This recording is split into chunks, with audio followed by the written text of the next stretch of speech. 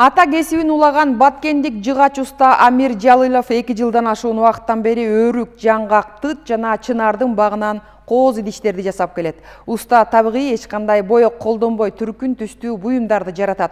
Бул өнөр үчүн эч кандай жогорку окуу жайда окуп, билим алып же бирөөгө шакирт болуп үйрөнгөн эмес, жөн гана дээриндеги таланты, кызыгуусу түрткү берген.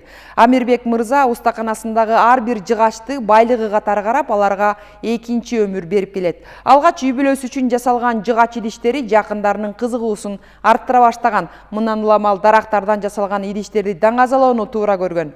Акыркы жылдары этно идиштерге болгон талап жогорулап, бир чынысы эле 800 сомдон жогору сатылат. Бул жумуштун баасына жараша түйшүгү дагы оор. Учурда устанын жасаган эмгектери өлкө аймагына кенен жайылып, негизги кардарлар Бишкек шаарынан көп болууда.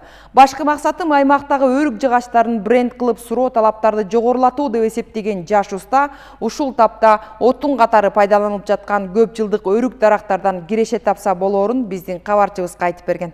Негизи өзүңүздөр байкагандай эле мына жыгачтар бизде азыркы биздин ишибизге даярдалган запастагы такталарыбыз.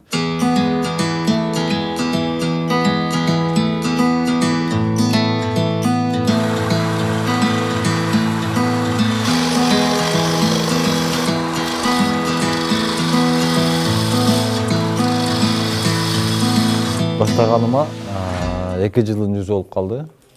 Негизи бул кесипти мен бирөөдөн үйрөнгөн жокмун. Чындыгында атадан калган кесип. Биринчиден баштаганымда өзүбүзгө жасагам. Үйгө жасап, уже деме кылып чыккандан кийин кызыгуу арта баштады элдерде. Таныштар барып калып, же бир туугандар барып калып көрүп баалай баштады.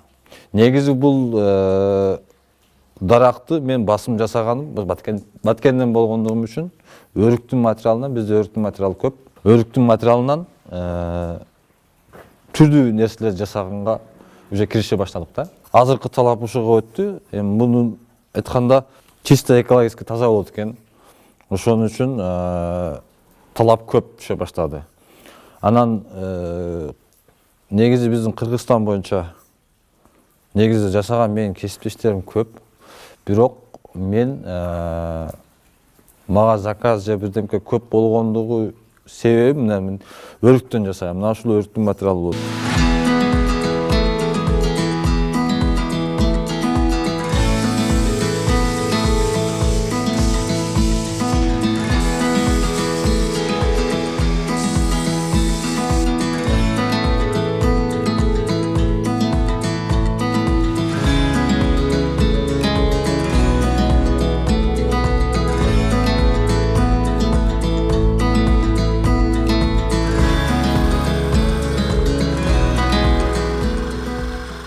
Өрүк эми бул мен Баткендин эмесини даңкын айтканда Кыргызстанга жайылтуу үчүн, чтобы өрүктүн материалы буюм болуп чыкканга ишениш үчүн мен ушуларды жасап өрүктөн алып чыга баштадым. Негизи Баткен облусу өрүк зар мекени. Мындай кымбат баалуу идиш же сувенир бирдеке чыкканга Баткен облусуда дарак көп экен бизде. Сапаты жагынан чындыгында бекемдиги жагынан күчтүү. Рисунок, сүрөт красивый чыгат. Например, мынага бир эле слой ошол май шубайбыз, натуральный май шубайбыз, обычный эле. Бир эле слой болгону. Башка даракты жасап, өрүктөн башкасыны. Сүткөндө эмегеч чистойго келгенден кийин сүткөндө мынчалык жылтырабашы мүмкүн. Себеби өрүк мындай жайгашканы өзүнүн эмесиде. Прессовкасыда мындай айтканда твердый жыгачка кирет экен. Ошон үчүн мындай гладкий чыгат да, жылмакай болупчу. Өрүктү эми даңазалашыбыз керек Баткенден болгондон кийин. Мына азыр тиленген обычный тактайда көрүнгөн, бул бирок өрүктүн материалы. Биз ушунда коебуз, өзүбүздүн жайгаша. Например, биз мына кесеге даярдайлы. Ушинтип чийип алабыз дагы. Чийип алып туруп, анан станоктордун жардамы менен жаса баштайбыз ушуларды. Мону төбөлөтүп кесебиз обычно. Кескенден кийин очеред бул станокко келет. Бул станокко келгенден кийин момдоп жасалгандан кийин буга салабыз. Буга салгандан кийин бул станок өзүнүн кызматын аткарат. Станокко биз жардам беребиз, биз станок бизге жардам берет. Ушинтип жасап чыккандан кийин момдой эмеге келет.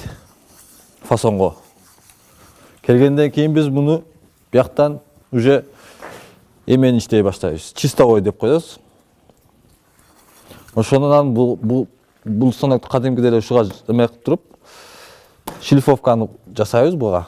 Жылмалап жасагандан кийин акыркыда бияка өтүп туруп биз ушу баягы айткан эле майыбыз менен кайрадан ушинтип сыр бере баштайбыз. Бул бирок майда эч кандай зыяндуулугу жок. Тамак ичсе дагы болот. Негизи ошол